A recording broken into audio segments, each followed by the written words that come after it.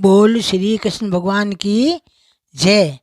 अपने वडेरा ही कहता और पंडित लोग अपन बतावे कि रसोई रे माने बया बासी तो बनना ही नहीं चाहिए। आजकल बासी फूस काटो नहीं, रसोई पूछो नहीं, बासी से रसोई बनाओ।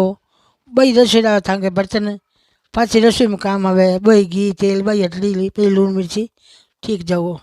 एक बात और ध्यान रखो कि रसोई मानो एक तो तू ऊंधो नहीं मारनो। तू है ना फलका पटिया पे उतारो नहीं तो कहीं कहनो तू आ थने चढ़ावण वाली चूड़ो फेरने गई है। मान लो कोई देरानी जेठानी कोई घी पिए आप बीच में तू उतारा तो कहनो तू आ थने चढ़ावण वाली चूड़ो फेरने गई है। यहाँ के तो उतारनो तो दोष कौन लागे। एक है जो तू ऊंधो नहीं मारनो खड़ो कर देनो। एक है जो परात रोटियां करा जी धोई खड़ी कर देनी भाई ऊंधी नहीं मारनी। एक है कढ़ाई है मान लो आप सब्जी करा कोई चीज़ करा तो भी ने कदे ऊंधी नहीं मारनी। ऊंधी मारने को मतलब कहीं है बस ऊंधी मार जे पाछो हाँ वही को नहीं।